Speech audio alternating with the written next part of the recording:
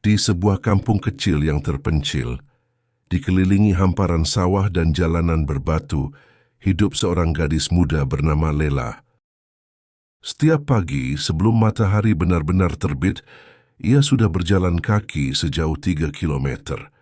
Di tangannya, keranjang rotan penuh gorengan hangat berbalut daun pisang. Bau minyak dan bawang putih masih menempel di telapak tangannya, bekas kerja semalaman bersama sang ibu. Lela bukan sekedar menjajakan gorengan. Ia sedang menjemput harapan, menyusuri gang demi gang dengan langkah pasti, bukan untuk sekadar mencari uang, tapi untuk membeli masa depan. Di balik senyumnya yang tenang, ada letih yang tak banyak orang tahu. Di balik setiap gorengan yang dijajakan terselip doa. Semoga hari ini cukup untuk ongkos, untuk buku, untuk terus sekolah. Dunia boleh tak melihat usahanya, tapi langit tahu bahwa seorang gadis bernama Lela sedang memperjuangkan mimpinya dengan tangan berminyak dan hati yang bersih. Di SMA-nya, Lela dikenal bukan karena prestasi, bukan karena kecantikan, tapi karena keranjang gorengan yang selalu ia bawa setiap pagi. Beberapa teman menatap heran, sebagian lain menahan tawa. Bagi mereka, Lela adalah gadis gorengan, julukan yang lebih sering menjadi bahan olok-olok ketimbang sapaan hangat. Suatu hari saat ia duduk di kelas, seorang murid perempuan populer melirik ke arah Lela dan bergumam dengan nada tinggi, "Ih, bau minyak. Kamu itu sekolah atau jualan?" Tawa pun pecah dari bangku belakang. Lela hanya tersenyum pura-pura tak dengar. Tapi di dalam dadanya ada sesuatu yang retak.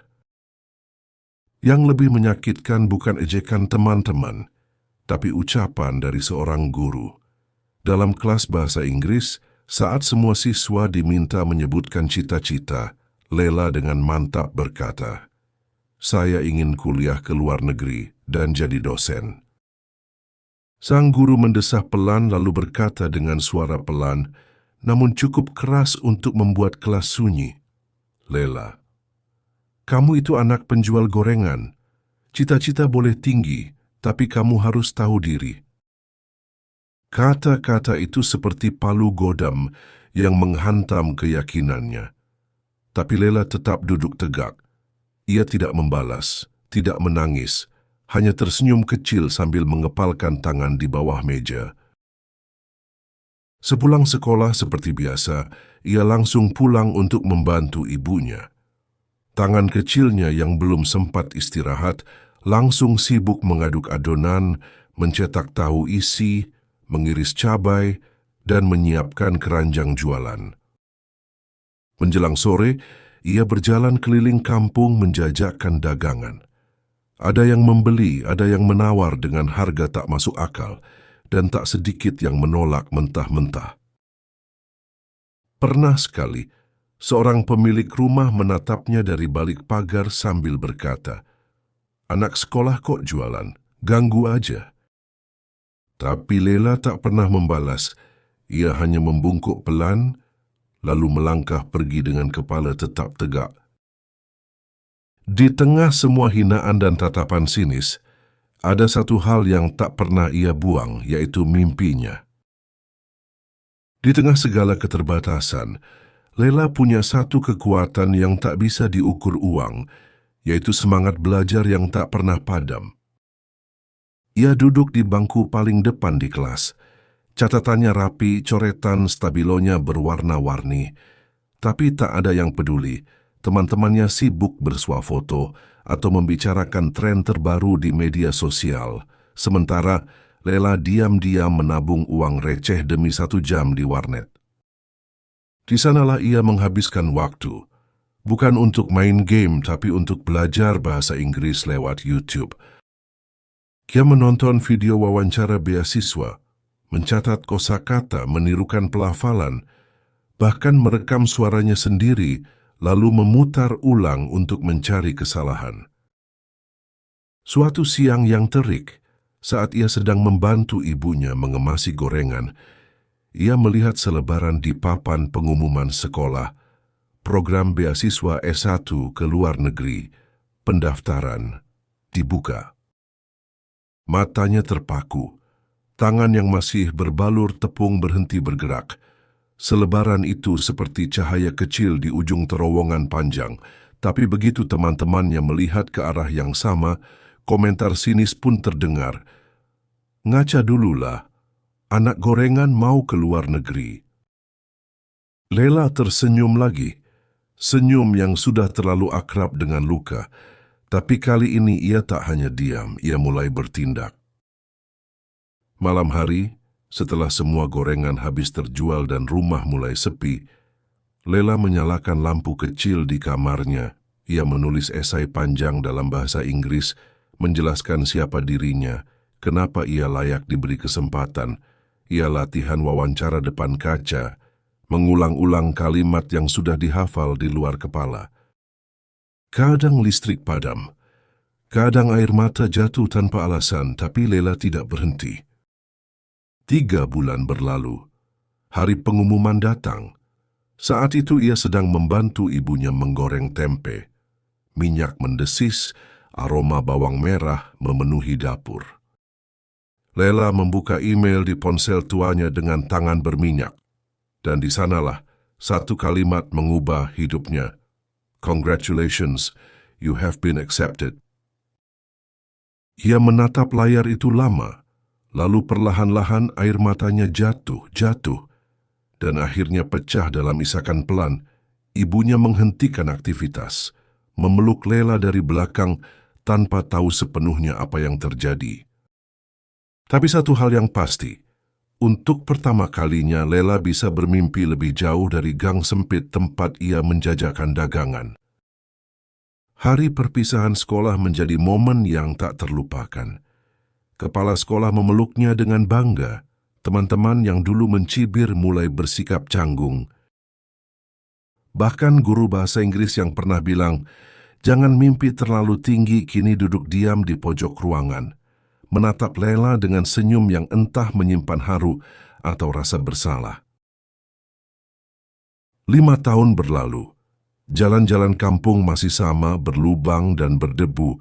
Warung-warung kecil tetap buka dari pagi hingga petang, menjajakan teh manis dan cemilan ringan. Tapi satu hal yang berubah adalah Lela. Ia turun dari mobil sewaan, mengenakan jas alma mater biru tua dari universitas ternama di Berlin. Di dadanya tersemat nama dan gelar, Magister Pendidikan Internasional. Anak-anak kecil memandangnya takjub. Ibu-ibu kampung menyambut dengan senyum bangga. Tapi Lela tak datang untuk pamer. Ia datang untuk memberi. Di koper tuanya, bukan oleh-oleh yang paling berharga, tapi tumpukan modul pelatihan, bahan ajar, dan surat undangan. Ia kini menjadi dosen tamu di berbagai universitas. Bahkan ia diundang mengajar di kota kelahirannya sendiri. Di hari seminar itu, aula kampus dipenuhi mahasiswa. Di deretan paling depan duduk seseorang yang tak asing, guru bahasa Inggrisnya dulu. Wajahnya tampak lebih tua, tapi tatapannya hangat. Saat Lela naik ke podium, suasana hening. Ia membuka presentasi, tapi sebelum masuk ke materi, ia berkata pelan, "Dulu saya dianggap hanya anak penjual gorengan. Saya tak marah. Saya tak menuntut maaf. Karena saya tahu, hidup bukan soal dari mana kita berasal, tapi sejauh mana kita berani berjalan." Ia menatap sekeliling. Beberapa wajah menunduk, beberapa mata berkaca-kaca. Hari ini saya berdiri di sini bukan karena saya paling pintar, bukan juga karena paling hebat, tapi karena saya tidak pernah berhenti bermimpi, meski tangan saya bau minyak. Tepuk tangan pun meledak, bukan karena prestasi akademik, tapi karena ketulusan, karena keberanian untuk bangkit tanpa dendam. Usai acara, guru yang dulu meremehkannya menghampiri, menyalami dengan kedua tangan. Tak banyak kata, hanya sepasang mata yang berkata, "Maaf dan terima kasih sudah membuktikan." Lela hanya tersenyum, karena ia tahu kemenangan sejati adalah saat kita kembali bukan dengan amarah, tapi dengan hati yang besar. Kisah Lela bukan tentang seberapa tinggi ia terbang, tapi seberapa kuat ia bertahan saat dunia menekannya ke bawah. Dari jalanan kampung yang berdebu, dari tangan yang lelah mengaduk adonan dan bau minyak goreng yang menempel di kulit, lahir mimpi yang tak pernah padam. Ia tak punya bimbingan belajar mahal, tak punya koneksi, tak punya seragam baru. Yang ia punya hanyalah tekad, doa dari seorang ibu, dan keberanian untuk bermimpi saat orang lain menyuruhnya berhenti. Lela membuktikan bahwa harga diri tak diukur dari profesi orang tuamu, bahwa hinaan bukan akhir segalanya, dan bahwa mimpi sekecil apapun pantas diperjuangkan asal kau tak menyerah. Karena sesungguhnya tak ada yang lebih wangi dari perjuangan yang digoreng dalam air mata, lalu disajikan dengan keyakinan. Dan siapa sangka, dari balik keranjang gorengan itu, seorang dosen internasional pun lahir.